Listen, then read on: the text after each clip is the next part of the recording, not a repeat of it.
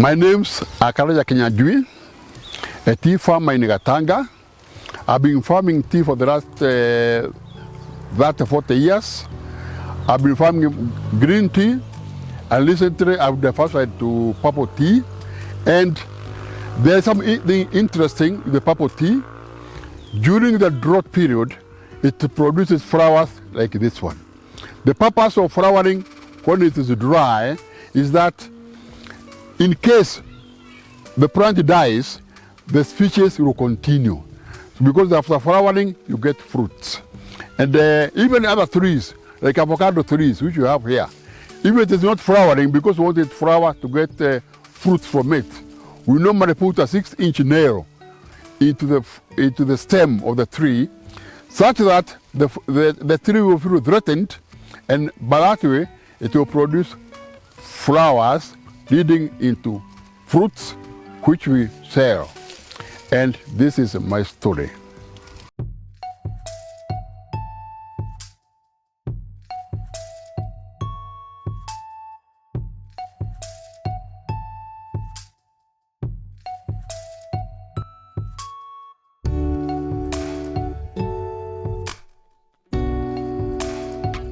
I joined the public service in 1975 as a zoologist in charge of sesame control in Nyanza. Then in 1983, I was given my first garden by my father, and I planted tea, 1983. That was my first tea, that was green tea. Then gradually, I continued buying gardens and planting tea until about 1997, after liberalization of tea. I thought now, because I have a good number of tea shoppers, I can process my own tea. So after liberalization, I thought of looking for a small tea factory. And I went to India looking for one, 1997.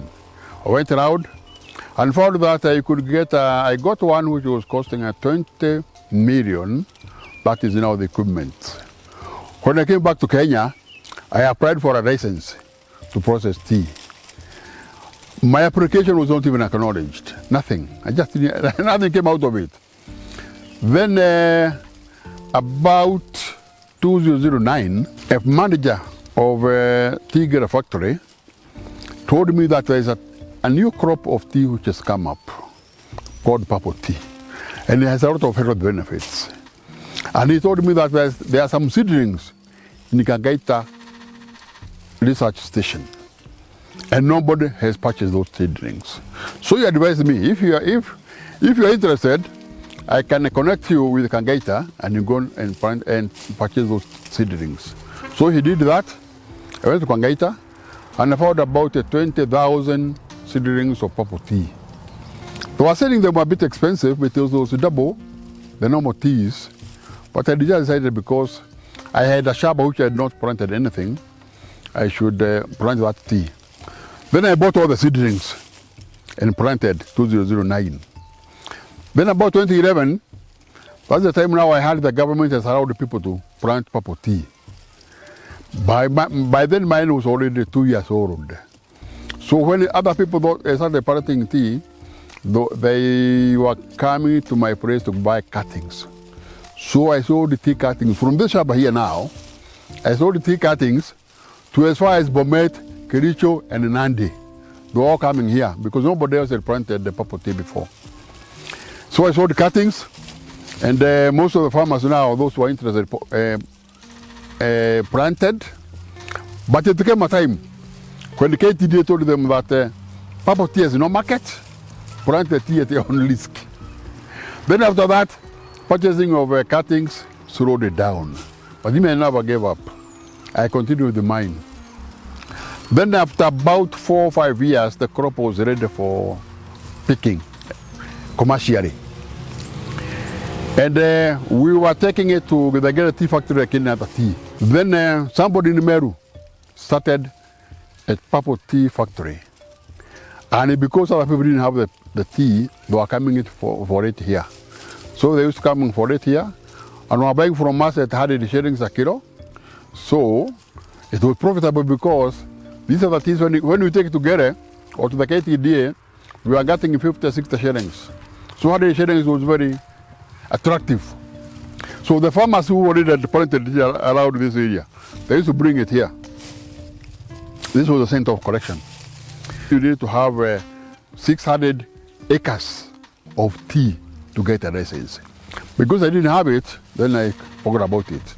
But now that at the time when I applied, the government had done now a policy of having a cottage tea factories.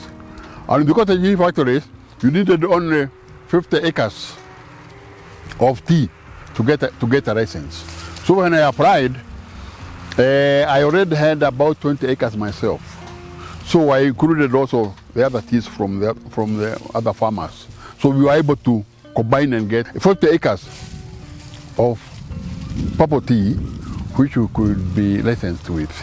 So because the policy was now passed, then we just got the license without any problem. Green tea, if you compare it with purple tea, vegetative-wise, strength of growing, resistance say to drought, resistance to pests and the like. Purple tea is a bit weak. It does not resist drought like the green tea. When it gets dry, the production from purple tea is not much. But on the side of money, purple tea is more profitable. Because even the farmers you are buying from, we still buy at 100 shillings. And you know, look at it now, it has gone down, it's about 40-50 shillings. So it's about twice as profitable. And when we process purple tea, we sell 2,000 shillings a kilo. And you know, the CTC is about 200-300 shillings. So in that contest, purple tea is about 7-8 times as profitable as the green tea. However, when we process green tea in our own way, in the specialty, we are able to get about 1,000 shillings a kilo. And the purple tea is 2,000. So from our own processing, purple tea is double, is twice as profitable as the green teas. Purple tea 1 is not much in the market and has a lot of health benefits. Especially, it has a higher content of antioxidants. And you know those antioxidants, they fight what is called free radicals, and free radicals cause chronic diseases.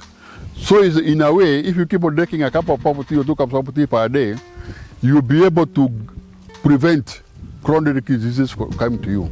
So because of the health benefits, people like purple tea. And that is why it's a bit expensive than the green tea. The major challenge of purple tea is the market. Because say with us Africans, people have not really got to the idea of taking all the drinks. So purple tea to the non-Africans is not very easy. Those people who know about the health benefit of purple tea are mainly the Chinese. And the Chinese are our major customers. Those in Nairobi, for them. And we also have a Chinese whom we got when we went to those expos, who decided to really promote purple tea. He brought a technician here with us. Before Corona, we were having a technician who was helping us to process purple tea. And they used to buy almost 60% of the purple tea we were producing. Apart from those Chinese, our marketing purple tea is not easy. When we were planting purple tea the first time, and when we started marketing it, when we were getting a license, there was a talk that the market is there, some Japanese want the tea, they want to get extract from it. And we were being told even by the tea directorate that the problem is getting enough purple tea for that. So we were told that we hyped a bit that there will be a lot of market. But when you come to reality, those markets, we never saw them. So we have been struggling to look for markets. Personally, I have gone to China exports 6 times. US, I've gone once. Dubai, I've gone once. And China paid, the one I'm telling you, we got that person to work with. America, we got 2 or 3 customers. We are still selling to them. And Dubai, we have been there, but Dubai, they don't want the specialty type of tea. They want the normal orthodox teas, not the really specialized tea. Locally, we have our sales people going around churches. They are given time to talk of the health benefits of tea. And we have small supermarkets in the region auto stocking it. So when they go to the churches and advertising, they normally tell them, such a place, you can go and get it. Because when they go to the churches, they sell what they have. Then they say, when you finish, you can get such a place. That way we are able to get local sales. But we also send our people to the normal markets, back at the days, the markets. And they go and have a stand and they talk about the health benefits, they sell a bit, and they refer them where they can get them. Then I have my daughter who has started tea tourism over the weekends. And those people who come for tea tourism, they get interested with the tasting, with the processing and tasting of tea, and they also buy. That way we are also getting a good outlet of selling purple tea.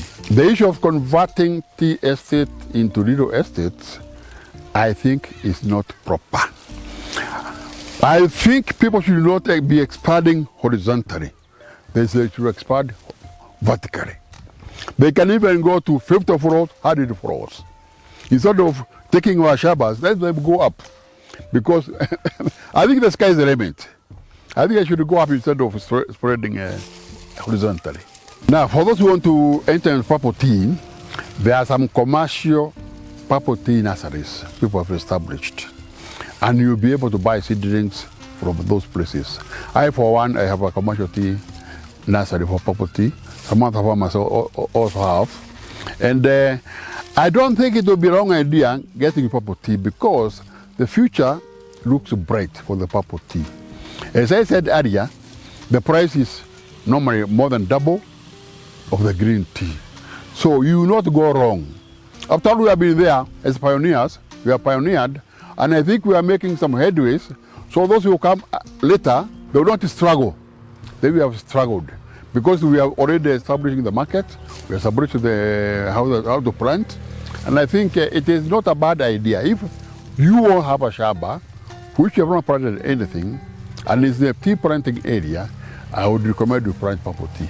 You will not go wrong.